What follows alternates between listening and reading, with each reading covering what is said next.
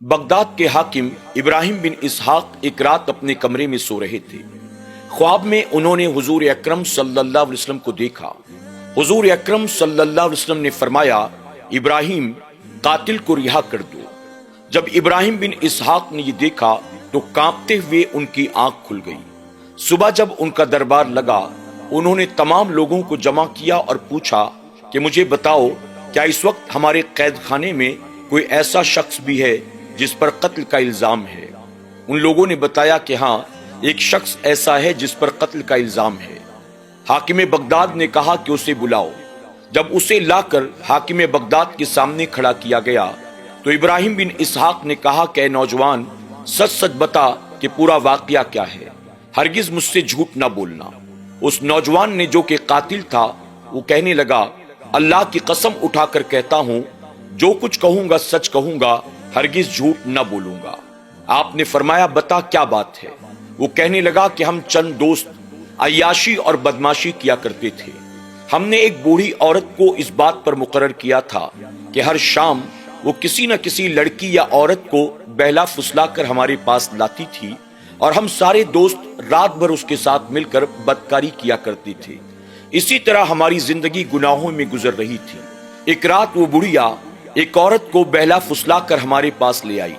जब कमरे में उसने अपनी आंखों के सामने मर्दों को देखा तो उसने एक चीख मारी और बेहोश होकर जमीन पर गिर गई।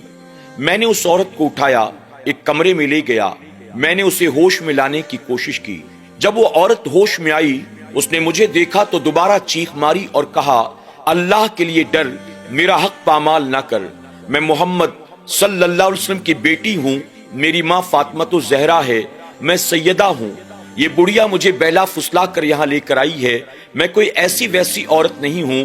तू मेरी तरफ बदनिगाही से न देख, अपनी आखिरत को दांव पर न लगा। वो कातिल कहने लगा कि जब मैंने ये सुना कि ये सैयदा है, मैं कमरे से बाहर आया। मैंने अपने दोस्तों को सारा मामला बयान कर दिया, लेकिन मेरे दोस्त मेरी बात मानने को तैयार नहीं थे। उन्होंने समझा कि मैं खयानत कर रहा हूँ और उनके साथ धोखा करता हूँ। मैं उनसे झूठ बोल रहा हूँ और उन्हें हटाकर तन्हा उस औरत के साथ बदकारी करने का इरादा रखता हूँ। मेरे दोस्तों ने कहा, तू बहाने न बना, हमें उस औरत के पास जाने दे। मैंने कहा, अगर तुम उसके कमरे में जाने की कोशिश करोगे, या तो तुम्हें मारूंगा या अपनी जान दे दूंगा। मैंने अपने दोस्तों को बहुत समझाने बुझाने की कोशिश की, लेकिन वो बाज आने को तैयार नहीं थे। यहाँ तक कि उन सब ने मिलकर मुझ पर एक साथ हमला कर दिया। मैं उन सब का मुकाबला करता रहा। एक दोस्त हमसे बचकर कमरे के अंदर दाखिल होने वाला था। मैंने लपक कर उसे पकड़ लिया। वो मुझे कत्ल करना चाहता था। मैंने उसी के चाकू से उस पर वार किया, यहाँ तक कि वो मर गया। उसके कत्ल के बाद बाकी जो दोस्त बचे थे, वो अपनी जान बचाकर वहां से भाग गए। मैंने सैयदा को साथ लिया, कमरे से बाहर निकला। चाकू मेरे हाथ में था। लाश घर के अंदर पड़ी हुई थी। मुझे चाकू के साथ रंगे हाथों गिरफ्तार कर लिया गया और इस तरह से आज मैं आपके सामने मौजूद हूँ। अल्लाह अकबर। इब्राहिम बिन इसहाक ने जब ये सारा मामला सुना तो उसने कहा, जा, तुझे मुबारक हो, खुद अल्लाह के महबूब सल्लल्लाहु अलैहि वसल्लम ने ख्वाब में आकर तुझे रिहाई का मुजदा अता कर दिया है। तूने एक सैयदा की इज्जत व आबरू की हिफाजत की और तूने अपनी जान को दांव पर लगा दिया। तूने अपनी परवाह न की। खुद अल्लाह के प्यारे महबूब सल्लल्लाहु अलैहि वसल्लम ख्वाब में आए। उन्होंने तुझे इस इल्जाम से भी बरी कर दिया और तुझे कैद से भी आजाद कर दिया। जा, हम तुझे रिहा करते हैं। वो कैदी अल्लाह का शुक्र अदा करता हुआ वहां से रुखसत हो गया। नाज़रीन इकराम, इससे ये बात वाज़ेह होती है कि यकीनन अल्लाह के प्यारे महबूब सल्लल्लाहु अलैहि वसल्लम अपनी उम्मत के हर हाल से वाकिफ हैं। कौन कहाँ है, कौन कैसा है, कौन क्या कर रहा है। यकीनन जब कोई कलमा पढ़ने वाला नेकी का काम करता है तो हुजूर अकरम सल्लल्लाहु अलैहि वसल्लम को खुशी होती है, और जब कोई गुनाह का काम करता है, बुराई का काम करता है, तो हुजूर अकरम सल्लल्लाहु अलैहि वसल्लम के दिल को तकलीफ पहुंचती है। हमारी और आपकी जिम्मेदारी बनती है, बहैसियत उम्मती हम कोई ऐसा काम न करें कि हुजूर अकरम सल्लल्लाहु अलैहि वसल्लम को हमारी वजह से कोई तकलीफ पहुंचे।